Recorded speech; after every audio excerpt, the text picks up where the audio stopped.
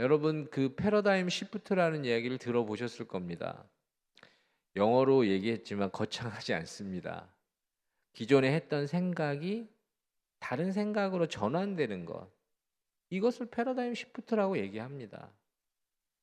자신이 기존에 생각했던 그 생각에서 이 새로운 생각으로 다시 생각하는 것. 여러분 그것을 생각의 전환이라고 보고 있습니다. 예를 들어 저는 이 생각의 전환에 한 예가 있는데 여러분들과 좀 이야기 나누고 싶은 건 여러분 그 오랄비라고 하는 치약 칫솔 회사를 아실 겁니다. 그러니까 실명을 좀 이야기해서 좀 그런데 이 오랄비 이 칫솔 회사는 사실 굉장히 유명한 다국적 기업 아니겠습니까? 그런데 이 기업이 어린이 칫솔을 처음 출시를 했을 때 자신들의 기대만큼 이 어린이 칫솔이 잘 팔리지 않았던 겁니다. 사실은 이 어린이들을 위해서 칫솔을 만든 이 최초의 시도일 수도 있는데 이게 잘 안 되니 그들은 어린이 칫솔을 만드는 것에 대해서 원점에서부터 다시 생각하게 되었습니다. 그래서 그동안 어린이 칫솔을 만드는 이 생산 과정에 집중했던 부분을 그 칫솔을 사용하는 어린이들 입장에서 생각해 보는 그 시간을 갖게 된 겁니다. 그래서 그들이 발견한 것이 있는데 그게 무엇이냐? 이 어린 아이들이 칫솔질을 하는 것이 어른들과 다르다는 겁니다. 어른들은 이렇게 손가락을 사용해서 주로 칫솔질을 하는데 어린 아이는 이 손이 작기 때문에 이 손 전체로 이 칫솔을 잡고 칫솔질을 하는 그걸 발견하게 된 겁니다. 그래서 오랄비 측에서 실제로 사용하는 어린이들이 잡기 편하도록 이 칫솔의 손잡이를 그 손 전체가 잡기 편하게 아주 크게 만들어 버린 겁니다. 그렇게 되니 어떻게 됐느냐? 이 오랄비 어린이 칫솔을 어린이들에게 아주 선풍적인 인기를 끄는 상품이 된 겁니다. 그래서 부모님들에게 오랄비 칫솔 사달라고 이야기하는 어린이들이 많아졌고 그 과정에서 이 오랄비 이 칫솔 회사는 더 성장할 수 있었다는 이야기입니다. 저는 이것을 무엇으로 보느냐? 이것을 생각의 변화, 이 한계를 극복한 사례로 보고 있습니다. 기존에 했던 생각은 무엇이냐? 이 칫솔을 생산하는 데 집중했던 생각입니다. 생산자의 생각에서 실제로 칫솔을 소비하는 이 사용자의 이 생각으로 전환하니 이 문제가 해결된 이 모습이 바로 생각의 전환입니다. 이렇듯 한계가 찾아올 때 생각을 새롭게 하는 것, 여러분 이것은 무척 중요한 일입니다. 그냥 그럴 수도 있고 아닐 수도 있다는 게 아니라 이 생각이 전환이 돼야 이 부분이 해결이 되는 것을 우리는 깨닫게 될 때가 많습니다. 사실 제가 이렇게 말씀을 시작하는 이유는 우리가 살고 있는 이 시대는 어떤 생각으로 우리를 붙잡고 있느냐? 한정된 자원과 재화를 두고 무한 경쟁을 펼치는 곳으로 우리에게 그런 시선을 줍니다. 한정된 자원과 한정된 재화. 그러니까 상품을 또 재화를 원하는 사람은 많은데 전제가 무엇이냐? 그 상품이나 재화는 모든 사람이 갖기에는 부족하다라는 전제를 갖고 있습니다. 그래서 경쟁을 통해서 경쟁에서 이긴 자가 더 많이 갖게 되는 것. 이 땅의 논리입니다. 사실 이게 경제학에서 굉장히 중요한 경제학 용어입니다. 그런데 이걸 저는 더 쉽게 여러분들에게 잠깐 설명을 해드리면 무엇이냐? 우리가 원하는 것에 가격이 매겨진다는 겁니다. 그래서 돈이 더 많은 사람이 그걸 더 많이 가질 수 있는 구조로 이 사회는 돌아갑니다. 그곳에서는 필연적으로 원하는 것을 얻지 못하는 경쟁에서 밀려버린 사람들이 존재하게 되고 경쟁에서 이겨 원하는 것을 더 많이 차지하는 사람들이 존재하게 됩니다. 우리는 사실 이 속에서 울고 웃고 있는 겁니다. 점점 더 치열해진 이 경쟁 사회를 살다 보면 사실은 사람들이 이 부분에 좀 벗어나고 싶어 하는 시도를 하게 됩니다. 이것이 무엇이냐? 사실 생각의 전환을 통해서 살아보려고 하는 시도입니다. 이런 어떤 논리, 이 경제학적인 어떤 논리에서 벗어나 자신이 다른 생각을 갖고 살 수 있지는 않을까? 내가 그것을 차지해야만 행복하고 기쁨이 오는 것이 아닐 수도 있지 않을까라는 어떤 그런 시도들을 하는 겁니다. 왜 그렇게 하느냐? 사실 살아남으려고 하는 겁니다. 어차피 정해져 있는 그 논리 속에 자신이 그 논리에 빠져 있지 않기를 원하는 마음으로 그렇게 해 나가는 겁니다. 근데 저는 이 한계를 경험한 사람들이 생각을 새롭게 하고 생각을 전환하는 이 부분을 영적인 부분으로도 연결하고자 한다는 겁니다. 여러분, 영적으로도 구원이라는 이 신앙적이고 영적인 사건을 저는 이 패러다임의 전환, 이 생각의 전환, 생각이 새로워지는 것으로 보고 여러분들에게 나누고자 한다는 겁니다. 우리가 구원받았다는 건 무엇입니까? 우리가 구원받았다는 건 우리를 결정하고 우리가 그것으로 인해서 결정된다고 생각했던 그 요소가 달라지는 겁니다. 우리를 행복하고 기쁘게 했던 그 요소들이 달라지는 겁니다. 우리가 중요하게 생각했던 그 요소들이 달라지는 겁니다. 사실 이 세상이 주는 관점에서 벗어나 하나님의 관점으로 우리가 삶을 바라보는 것, 여러분 이것이 구원입니다. 생각으로부터 새로워지는 것, 그래서 생각의 전환이 일어나는 것, 여러분 그것이 구원이라는 겁니다. 그래서 로마서 12장 2절 말씀에는 이렇게 표현하고 있습니다. 이 말씀은 중요하니까 여러분 자막에 나올 텐데 한 목소리로 읽어보도록 하겠습니다. 너희는 이 세대를 본받지 말고 오직 마음을 새롭게 함으로 변화를 받아 하나님의 선하시고 기뻐하시고 온전하신 뜻이 무엇인지 분별하도록 하라. 아멘. 아멘. 이 세대가 주는 생각에서 벗어나 오직 생각을 새롭게 함으로 하나님의 관점으로 삶을 바라보는 것, 이것을 구원으로 보고 있는 겁니다. 그렇다면 저는 여러분이 이 생각이 새롭게 되는 것, 이 구원이 우리 가운데 임하는 것, 무엇이 우리에게 어떤 조건이 필요하다고 여러분은 생각하십니까? 여러분 생각의 변화가 일어나고 생각이 달라지기 위해서는 저는 만남을 통해서 이루어진다고 여러분들에게 나누고 싶습니다. 어떤 새로운 것을 생각할 수 있는 이 책이나 이 저자를 만날 때 그런 생각의 전환이 일어납니다.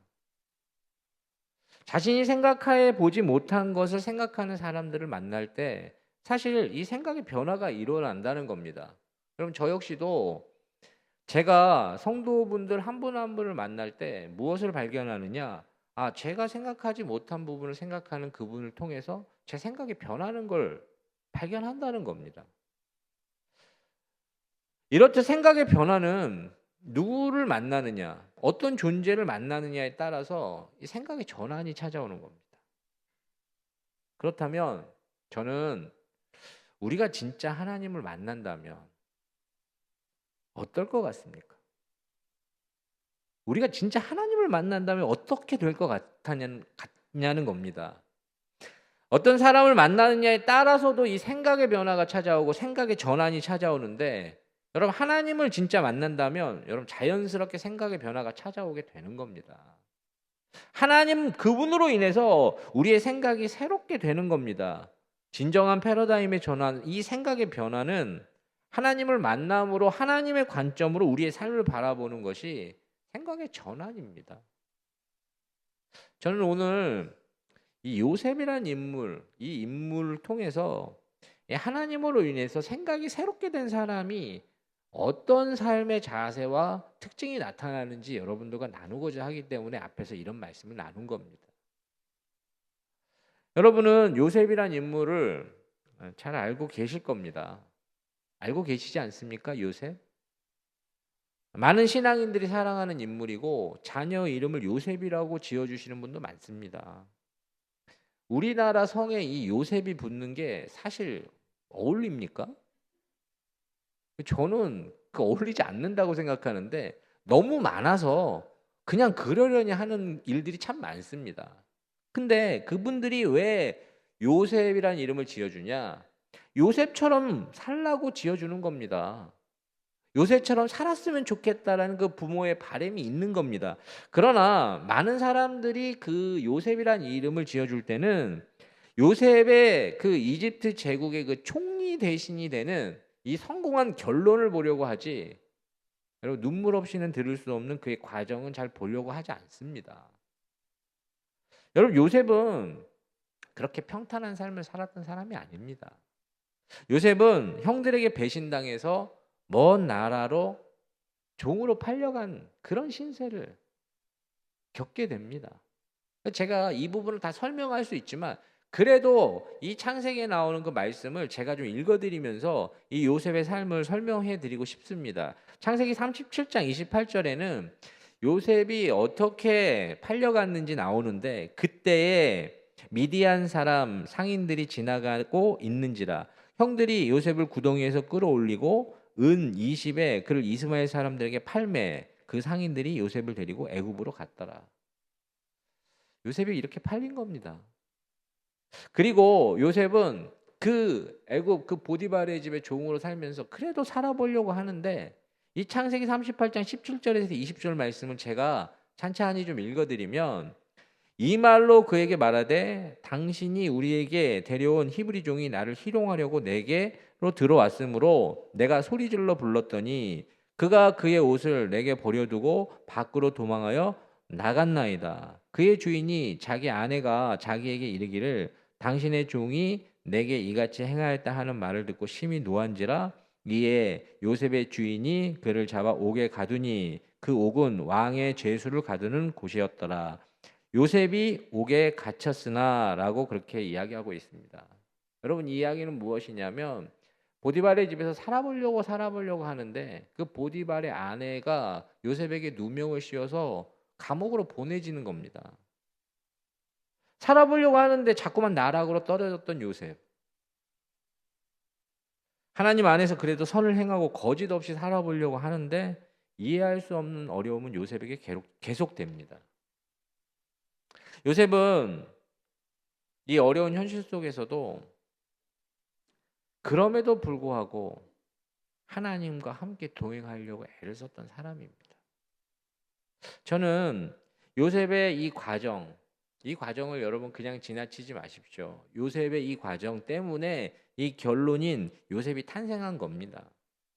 그렇기에 요셉은 보디발의 집에서 종으로 살았지만 또한 자신이 이 보디발의 아내를 겁탈하려 했다는 억울한 누명 때문에 옥에 갇혀 살았지만, 옥에서도 점점 잊혀져 가는 존재로 살았지만, 그는 하나님께서 그 마음 중심에 계셨던 사람이기 때문에 어떻게 살았느냐?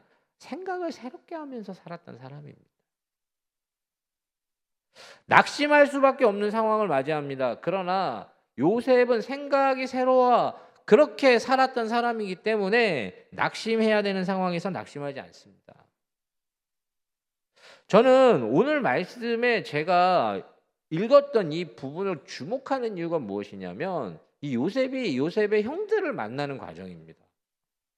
창세기 42장 6절에서 8절 말씀을 다시 한번 제가 읽어드리면, 때에 요셉이 나라의 총리로서 그 땅 모든 백성에게 곡식을 팔더니 요셉의 형들이 와서 그 앞에서 땅에 엎드려 절하매 요셉이 보고 형들인 줄 아나 모르는 체하고 엄한 소리로 그들에게 말하여 이르되 너희가 어디서 왔느냐? 그들이 이르되 곡식을 사려고 가나안에서 왔나이다. 요셉은 그의 형들을 알아보았으나 그들은 요셉을 알아보지 못하더라.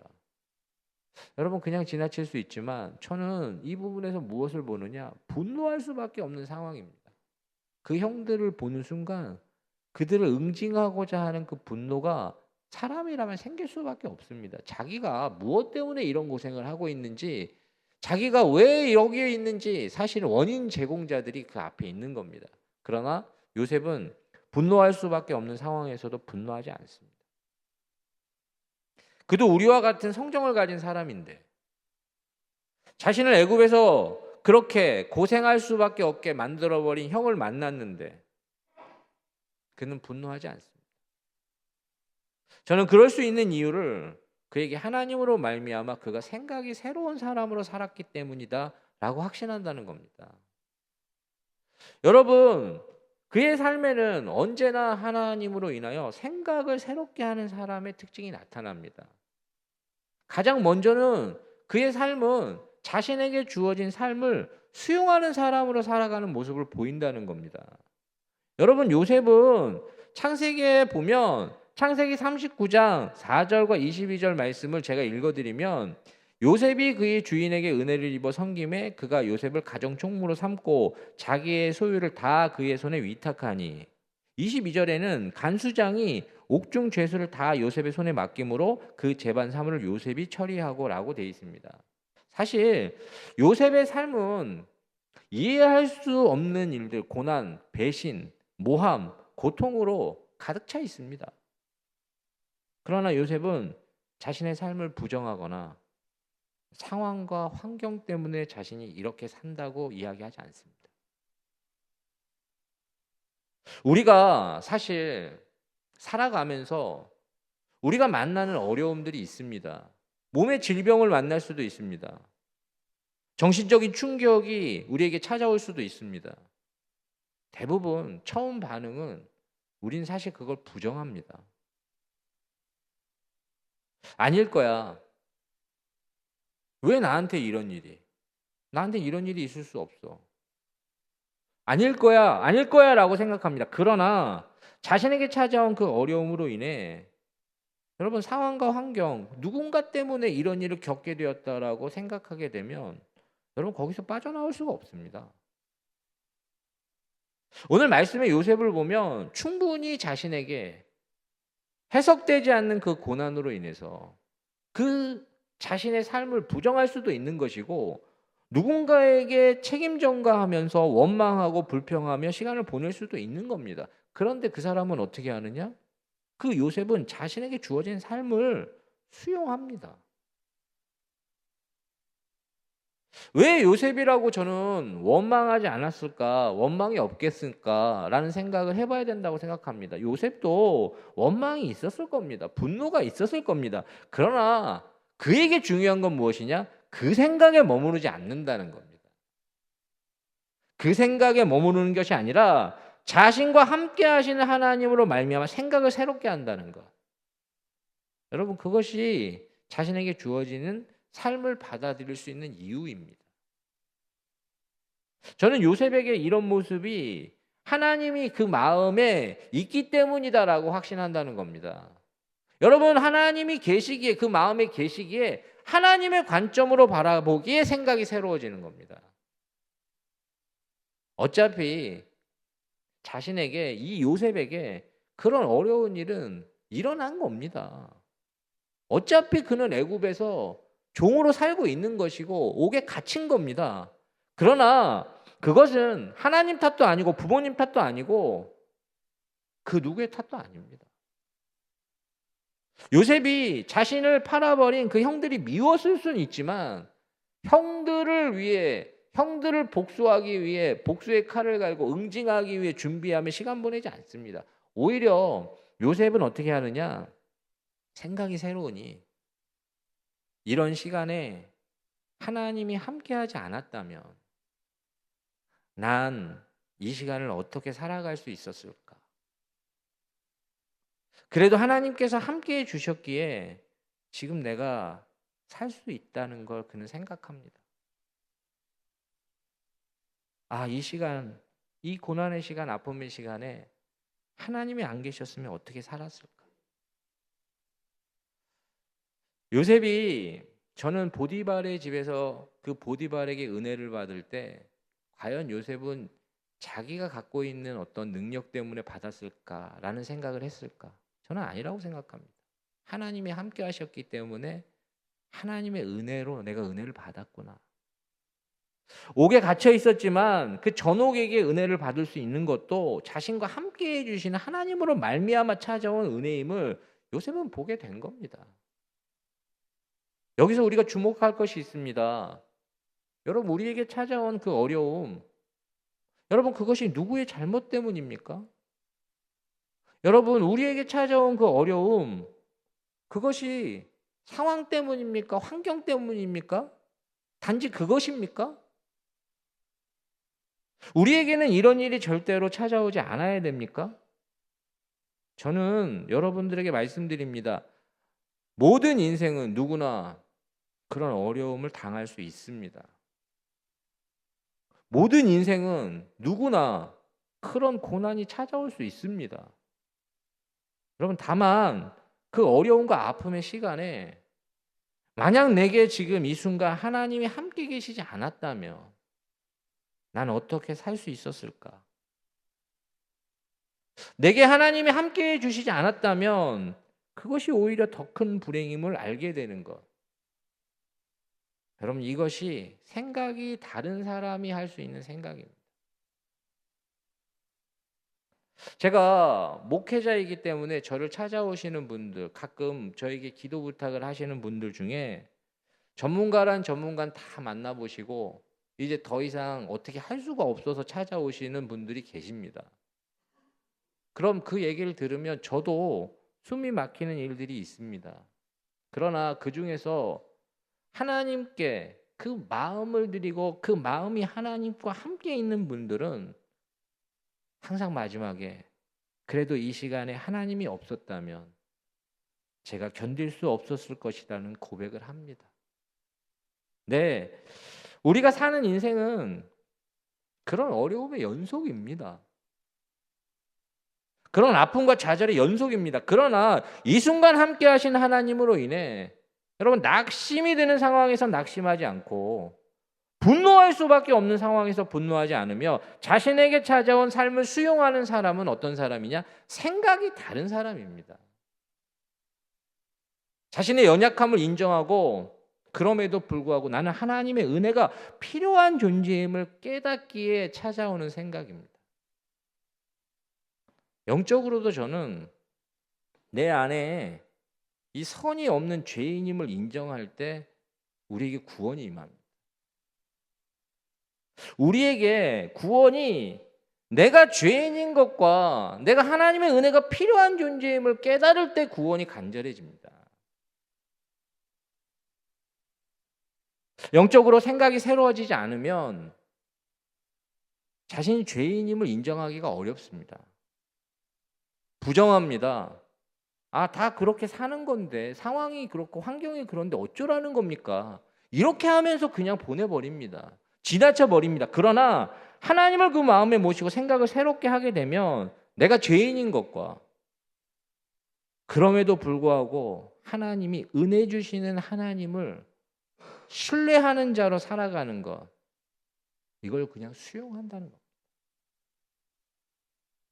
내가 죄인인 것과 그렇게 하나님의 은혜가 필요한 존재임을 수용하는 것, 여러분, 이것이 생각이 다른 사람이 하는 생각이라는 겁니다. 요셉은 자신에게 하나님의 은혜가 필요하지 지금 자신의 삶을 부정하거나 원망하고 분노하는 것이 의미가 없다는 걸 알았던 사람입니다. 그는 누구에게나 찾아올 수 있는 고난, 아픔이지만 이 고난과 아픔을 수용할 수 있었던 이유, 자신에게 그럼에도 불구하고 은혜 주시는 하나님이 함께 계셨기 때문입니다. 고난과 아픔의 순간에도 하나님은 그와 함께 하셨기 때문에 그걸 어떻게 하시느냐? 생각을 새롭게 하시는 겁니다. 그렇기에 자신의 삶을 수용하는 겁니다. 저는 또 한 가지 요셉의 삶 다시 한번 집중해 본다면 요셉은 고난과 아픔을 통해서도 여러분 배우려고 하는 미래지향적인 생각을 가지고 있었다는 겁니다. 저는 이것이 굉장히 중요한데 여러분, 우리는 이 고난과 아픔이 찾아오는 이 순간에 그냥 배우려고 한다는 마음을 그냥 자연스럽게 연결시키기는 어렵습니다. 사실. 여러분, 고난 자체가, 고통 자체가 우리에게 저절로 유익이 되지 않습니다. 그것을 어떻게 다루느냐에 따라서 그것이 달라지는 겁니다. 저는 요셉이 이 고대 시대의 이 위대한 문명이었던 이집트 제국에 이 모든 것을 배우려는 자세로 그가 생각을 바꿨다는 겁니다. 그는 가나안 땅에서 양치며 아무것도 아닌 존재였지만 이 이집트 제국에 자신을 고통스럽게 하고 힘들게 하는 현실은 있었지만 그럼에도 불구하고 그는 그 자리에서 배우려고 하는 마음을 가지고 미래지향적인 태도를 가졌다는 것. 자신이 종으로 그렇게 팔렸지만 왕의 시대장인 이 보디발의 집에서 그는 이집트의 경제와 문화를 배우려고 노력합니다. 그 모습 때문에 어떻게 되느냐? 그 보디발의 집의 가정 총무가 되는 겁니다. 그는 억울하게 옥에 갇힙니다. 그러나 그 옥이, 그 감옥이 어떤 곳이냐? 왕의 죄수들이 갇혔던 곳입니다. 이집트의 정치를 주무르던 정치범들이 있었던 곳입니다. 그럼 그는 어떻게 하느냐? 억울하고 정말로 내가 부당하다고 생각했지만 그 옥에서 이집트의 정치를 배웁니다. 그의 모습은 결국엔 그 감옥의 모든 일을 관리할 수 있도록 전옥에게 은혜를 받습니다. 저는 이 모습을 통해서 무엇을 요셉은 생각하느냐? 아직 끝나지 않았다는 생각을 하는 겁니다. 생각의 새로움이 있기에 그는 고난과 아픔의 시간에서도 하나님의 구원과 은혜를 놓치지 않는 겁니다. 그는 이 또한 내게 필요한 부분이기에 하나님은 허락하셨을 것이다. 그럼 나는 이 순간에 하나님을 신뢰함으로 이 자리에서 배워야겠다. 여러분, 그의 생각이 새롭기 때문에 이것이 가능한 겁니다. 저는 이 요셉이 7년 동안 이 풍년 이후에 흉년이 들 거라는 걸 이 바로에게 꿈을 통해서 알려주신 하나님으로 인해서 총리 대신이 됩니다. 그런데 여러분, 이 자리에서 그 순간에 요셉은 자신이 그 고난과 아픔의 시간을 통해서 배운 그 경험으로 모든 사람의 생명을 살리는 귀중한 요소로 그게 사용된다는 겁니다. 사실 요셉은 가나안 땅에서 양치며 집에서 귀염받던 소년에 불과했던 사람인데 자신이 그런 아무것도 아닌 존재임을 인정하자 그는 자신의 그 힘들고 어려운 현실 속에서라도 배우게 됩니다. 자신에게 허락된 이 삶의 시간 속에서 이 배우려고 하는 자세로 살아간다는 겁니다. 저는 시편에 이 모습을, 이 요셉과 같은 이 상황을 표현하는 그 구절이 있는데 좋아하는 구절이니까 이건 한 목소리로 함께 읽어보도록 하겠습니다. 시편 119편 71절 말씀, 우리 자막에 나올 텐데 한 목소리로 함께 읽어보도록 하겠습니다. 고난 당한 것이 내게 유익이라. 이로 말미암아 내가 주의 율례들을 배우게 되었나이다. 아멘. 이 시편 기자는 무엇을 얘기합니까? 여러분, 고난을 통과하며 자신의 삶을 어떻게 살아갈지를 배우게 된다는 고백입니다. 저는 요셉의 고백이 이 고백이라고 확신합니다. 요셉 역시도 고난을 통과하며 자신이 앞으로 어떻게 살아갈지를 배우는 겁니다. 고난이 끝이 아니라는 고백, 고난 이후에 주실 하나님의 은혜를 생각하는 그 생각의 새로움. 그렇기에 오늘 우리에게 주어진 이 상황 속에서 미래를 어떻게 살아갈지를 배우는 것이 생각이 새로운 사람입니다. 지금 현실에 머무르지 않고 다가올 미래를 준비하는 사람, 그에게는 고난도 아픔도 유익이 되고 배움의 도구가 되는 겁니다. 제가 말씀드린 대로 여러분, 고난 자체, 아픔 자체가 그냥 우리에게 유익이 되지 않습니다. 하나님의 관점을 통해서 생각이 새로워질 때 여러분, 고난도 아픔도 유익이 되고 장래에 소망을 줄 수 있는 도구가 되는 것입니다. 오늘 요셉에게 있어서 하나님이 그와 함께 하심으로 요셉의 생각이 새로웠기에 가능했던 일이라는 겁니다. 마지막으로 한 가지 요셉의 삶의 그 특징을 살펴본다면 요셉은 하나님이 주신 꿈을 꾸며 살아갔던 사람이라는 겁니다. 여러분, 많은 사람들이 요셉이 자신이 그 가나안 땅에서 살았던 그 시절의 꿈이 요셉을 이끌었다고 그렇게 이야기하는 경우들이 있습니다. 여러분, 그러나 그게 요셉을 이끈 것이 아니라 요셉에게 준 하나님의 꿈이 그를 이끄는 겁니다. 여러분, 이걸 여러분들이 헷갈리시면 안 됩니다. 하나님이 요셉에게 주신 꿈이 요셉을 이끄는 것이 바로 요셉의 삶이라는 겁니다. 하나님이 주신 꿈을 꾸는 사람은 어떻게 살아가느냐? 여러분, 자신만 생각하며 살지 않습니다.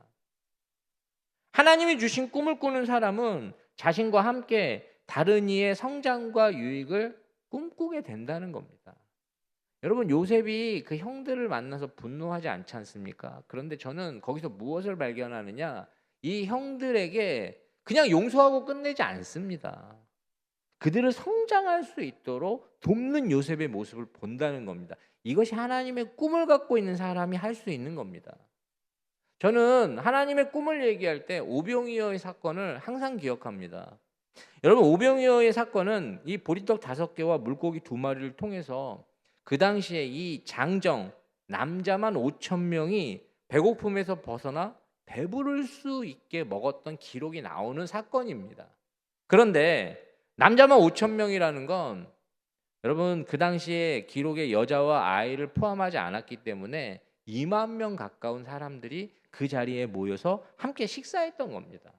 그런데 그 기적이 자신만 생각하지 않았던 여러분 한 아이의 도시락 그 보리떡 5개와 물고기 2마리를 통해서 가능했다는 겁니다. 저는 이 사건을 어떻게 보고 있느냐, 하나님이 주시는 꿈을 꾸는 사람은 자신이 가진 것을 통해서 많은 사람을 먹일 수 있는 사람이라는 겁니다. 이 땅의 시각은 5천 명이 먹을 양식을 소유하는 사람을 복되다 합니다. 그러나 하나님의 시각은 하나님으로 말미암아 생각이 새로워진 사람은 5천 명을 먹일 수 있는 사람을 복되다 합니다. 요셉과 함께 하신 하나님으로 말미암아 요셉은 생각이 새로워지자 여러분 그 극심한 흉년에서 사람들을 먹이는 사람으로 삽니다. 자신을 배신하고 팔아버린 형들에게 분노를 폭발하고 응징하기보다 그들을 성장시키는 사람으로 살아갑니다. 어떻게 가능합니까? 하나님의 꿈이 있기에 가능한 겁니다. 하나님의 꿈은 무엇입니까? 많은 사람의 생명을 살리길 원하는 그분의 부르심, 그리고 함께 성장하길 원하시는 그분의 부르심. 결국엔 하나님의 말씀대로 요셉을 통해서 이스라엘 민족을 이루고 오늘 믿음이 없었던 우리와 같은 이 사람들, 저와 여러분, 모든 민족과 모든 열방을 구원하는 초석으로 이 요셉을 사용합니다. 여러분, 이스라엘 민족이 구성됐기에 구원이 임한 겁니다. 여러분, 오늘 우리가 하나님 말씀을 듣고 우리가 이 예배 가운데 도전받아야 될 건 무엇이냐? 생각이 새로워지는 것이 이렇게 중요하다는 겁니다. 생각이 새로워질 때 요셉의 삶이 완전히 달라졌던 것처럼 우리의 삶은 생각이 새로워지는 것, 그것을 통해서 구원이 임하는 것이고 이 땅의 논리와 이 시대에서 벗어나는 것, 그것이 바로 우리에게 주시는 하나님의 구원이라는 겁니다. 우리는 우리를 두렵게 했던 것에서 벗어나야 됩니다. 우리를 두렵게 하는 그 모든 시각과 모든 평가와 모든 얽매이는 것들에서 벗어나길 원하시는 하나님이 우리를 부르시는 것이 구원입니다. 우리를 구원하시는 그 하나님의 관점으로 생각이 새로워질 때 여러분 우리가 누릴 수 있는 것이 바로 구원입니다. 무엇이 두렵습니까? 죽음이 두려우십니까?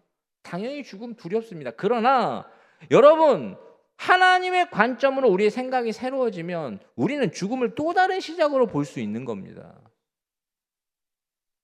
고난이 두렵습니까? 고난은 당연히 두렵습니다. 그러나 고난받을 때 함께 하신 하나님으로 인해서 고난이 축복의 통로로 사용될 수 있다고 보는 것이 생각이 새로워지는 겁니다. 내게 지금 진정 필요한 것이 무엇인가? 하나님의 관점으로 생각이 새로워지면 여러분 내게 있는 물질을 다르게 해석합니다. 내게 이런 물질을 주신 이유를 다르게 본다는 겁니다. 내게 이 재능을 준 걸 다르게 해석합니다. 다르게 바라본다는 겁니다. 내게 있는 모든 것을 다르게 해석할 뿐만 아니라 다르게 생각한다는 겁니다. 이것이 생각이 새로워지는 겁니다. 우리가 하나님을 정말로 만나기를 원하는 그 소원이 있어야 되는 이유가 바로 여기 있습니다. 여러분 이 생각이 새로워지기 위한 방법은 하나님을 만나야 가능한 겁니다.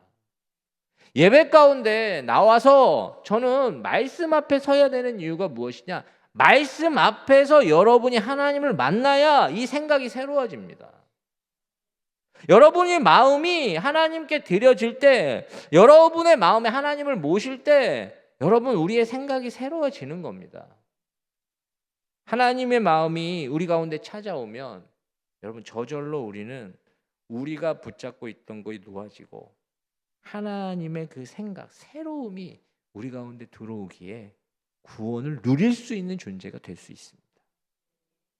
오늘 저는 고린도후서 5장 17절 말씀을 여러분들과 함께 다 같이 읽고 말씀을 마무리하려고 합니다. 고린도후서 5장 17절 우리 한 목소리로 함께 읽어보도록 하겠습니다. 그런즉 누구든지 그리스도 안에 있으면 새로운 피조물이라 이전 것은 지나갔으니 보라 새 것이 되었도다. 아멘. 여러분 그리스도 예수 안에 있으면 여러분 이미 생각의 전환이 일어난 겁니다. 여러분을 사로잡고 있고 얽매였던 이 땅의 논리가 여러분에게 이제 적용이 안 되는 겁니다. 오늘 하나님께서 새로운 피조물이고 이전 것은 지나갔으니 보라 새 것이 되었도다라는 말씀이 여러분들에게 들려질 수 있기를 주의 이름으로 축원합니다. 기도하겠습니다. 하나님, 오늘 하나님이 우리의 마음에 찾아오시길 원합니다. 하나님, 오늘 우리가 생각으로부터 새로워질 수 있길 원합니다. 이 세대를 본받지 말고 하나님이 주신 그 하나님의 관점으로 생각함으로 자신감 있고 당당한 주의 자녀로 삶의 자리에서 하나님으로 말미암아 넉넉히 이겨낼 수 있는 주의 자녀들 되게 하여 주시옵소서. 예수님의 이름으로 간절히 기도드리옵나이다. 아멘.